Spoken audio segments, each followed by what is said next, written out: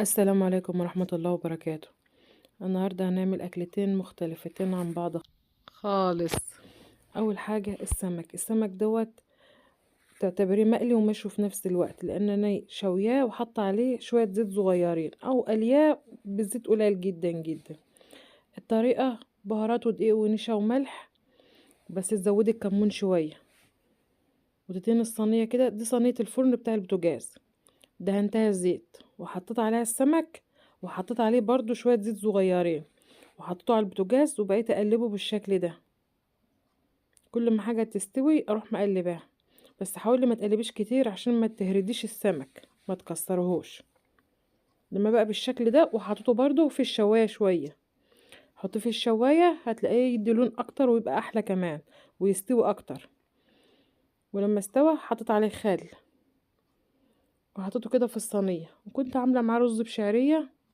وممكن تعملي من غير شعرية عادي، في ناس بتحب الرز من غير شعرية مع السمك. وسلطة جرجير مخلل الموجود. وما تنسيش تعصري على السمك ليمون، مهم قوي الليمون. وبعد ما نخلص السمك مهم قوي ننضف البوتاجاز عشان ريحة السمك. هنغسل البوتاجاز غسلة على السريع كده، مش محتاج يعني شغل جامد ولا حاجة.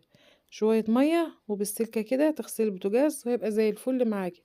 اهم حاجة تغسلي البوتاجاز بعد الغدا يوميا، ويا سلام لو بعد الغدا والفطار والعشاء. بس لا يعني لو حتى مرة واحدة في اليوم هيريحك كتير. ما تسيبيش البوتاجاز يلزق على حاجة، لو لزق على حاجة مش هتطلع بسهولة. فشيلي اي حاجة تقع على البوتاجاز اول باول، هيريحك قوي. الشعلة الصغيرة دي انا دايما بعمل عليها بن، فالبن بيقع جوه الشعلة، فبشيله بالطريقة دي. بعد ما مسحت البوتاجاز حاولت ان انا اشيل البن اللي واقع جوه. وبعد ما خلصت البوتاجاز والمواعين دي بقى دخلنا بقى في تاني يوم بقى كنت عاملة فراخ. فحبيت اوريكم التتبيلة اللي انا عاملاها دي. التتبيلة دي بتخلي الفراخ حلوة قوي قوي، وعيالك هيحبوها. حتى لو ما كانوش بيحبوا الفراخ، اللي عندك مش بيحب الفراخ هيحب الفراخ بعد كده بسبب التتبيلة دي. التتبيلة دي عبارة عن ملح كاري، بهارات وملح، شوية دقيق، بس كده. وحتى لو جات تحمري الفراخ مش هتلزق معاكي في المقلاية او في الطاسة. كنت عاملة خضار كوسة وبسلة ورز بالشعرية. واحيانا بحب اعمل فتة. الفتة بس مش في العيد، في الايام العادية برضو لو حبيتي تعمليها اعمليها. بحمص عيش واحط عليه شوربة، وبعدين احط عليه رز، وناكله رز وخضار بالفتة دي بتبقى جميلة قوي.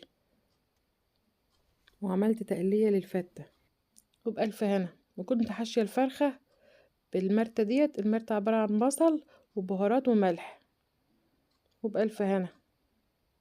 كانت بالشكل الجميل اللي انتوا شايفينه ده. ما تنسيش بقى اللايك والاشتراك، ويا ريت التعليقات الحلوة اللي انتوا دايما بتدعموني بيها. وبعد ما خلصنا الغدا طبعا لازم نروح المطبخ نشوف ورانا ايه. نغسل المواعين اول باول. اغسلي المواعين بتاعك اول باول عشان ما تكترش عليكي. المواعين زي ما انت عارفة بتكتر لو سبتها وجبة واحدة بتزيد قوي. بس انا بحاول اخلص اول باول، حتى لو ما انتيش قادرة قومي اغسلي شوية وارجعي تاني اغسلي تاني.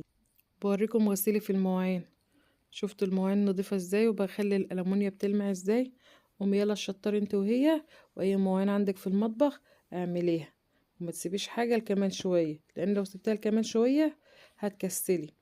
وعملت برضو جبنة. دي جبنة كنت جايبة 3 رتل جبنة، حطيت عليهم 3 معالق أجزة أو منفحة وغطيتهم. دفيت اللبن شوية شوية صغيرين وحطيت عليهم ال3 معالق. وهعمل كيكاية. الكيكاية دي هعملها معاكم دلوقتي. عبارة عن 3 كوبايات دقيق، كوبايتين سكر، وكوباية سمنة أو زيت، و2 بيكنج باودر، و2 فانيليا، ورشة ملح، ومعلقتين أو 3 خل. هنعملها واحدة واحدة مع بعض. ضروري تنخلي الدقيق بتاع الكيكة، بيدخلها هوا وبتبقى هشة وحلوة، ميبقاش فيها أي تكتلات. لو فيها أي حاجة، لو في أي دقيق متكتل هيطلع معاكي بكل سهولة عشان الكيكة تطلع ناجحة. 3 كوبايات دقيق، كوبايتين سكر، كوباية سمنة أو زيت، و6 بيضات. هنخلط المكونات الجافة والمكونات السايلة مع بعض.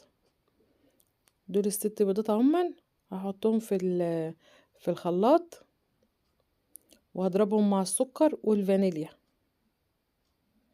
والمكونات الجافة، الدقيق والبيكنج باودر ورشة ملح.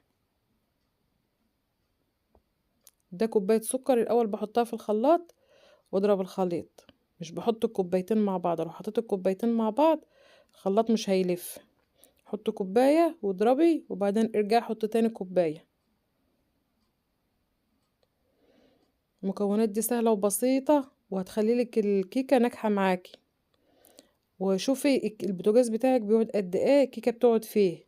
لما تعمليه مرة اعرفي بعد كده الكيكة بتقعد قد ايه في البوتاجاز بتاعك. انا البوتاجاز بتاعي بيقعد 3/4 ساعة الا 5 دقايق. المرة دي قعدتها 3/4 ساعة فطلعت يعني ناشفة شوية. فالمرة الجاية هحط 3/4 ساعة الا 5 دقايق لغاية ما اشوف الوقت المناسب واعملها كده دايما.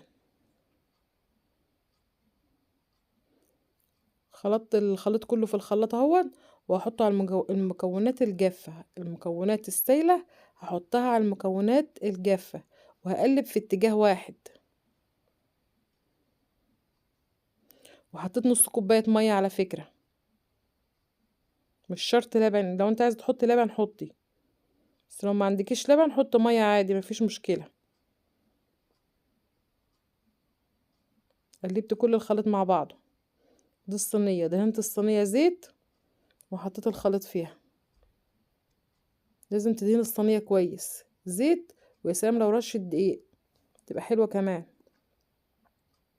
وهتشوف الكيكة ناجحة وجميلة دلوقتي لما اطلعها من الفرن. الفرن بتاعك لازم يبقى هادي، اول ربع ساعة عليه عشان يسخن، وبعد كده تهديه وتهدي واحدة واحدة مش مرة واحدة. انا خلصت الكيكة وخلصت كل حاجة فبمسح الخلاط واروق المطبخ بقى، والكيكة في الفرن دلوقتي. روقي حاجتك اول باول عشان كل ده ما هيتراكم عليك انتي. اي مواعين اي حاجة رجعها مكانها. اغسلي المواعين، اي زيت اي زيت خل، الحاجات اللي انت كنت جايباها دي رجعها مكانها. انا عملت كده على ما الكيكة تخلص. اللبن اللي انا حطيت عليه الاجز عشان اعمله جبنة دلوقتي بجيب كل حاجة وبجهزها. بجهز الحاجات اللي انا هحط فيها الجبنة.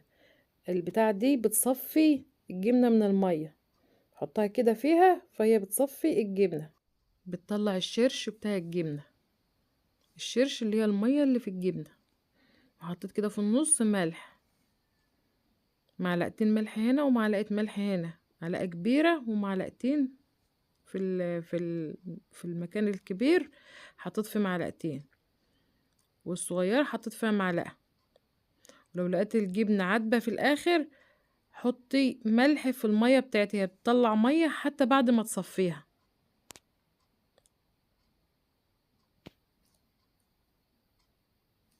وهغطيها واسيبها تصفي، وكل شوية اقلب الجبنة الناحية التانية عشان بيبقى فيه مية على الوش. ده الغطا بغسله واغطيها بيه. ضروري تغطي حاجتك، اي حاجة عندك في المطبخ غطيها، بس تسيبيش حاجة مكشوفة. نرجع بقى للكيكاية. الكيكاية اتعملت اهي وبقلبها. شوفوا الجمال بقى. امشي على المكونات اللي انا قلتلك عليها وهي تطلع ناجحة بالشكل ده. وترش عليها حبة مية بسكر، نص كوباية كده.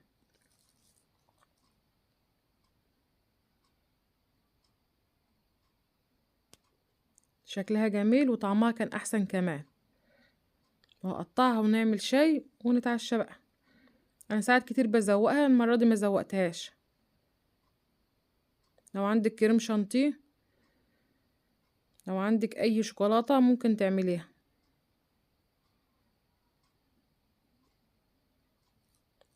قطعة اهي بوريها لكم، طلعت ناجحة وجميلة. انا دايما بعملها بالمكونات دي بتطلع معايا ناجحة. ما تنسوش اللايك والاشتراك والتعليقات الحلوة، تعليقاتكم دايما بتشجعني.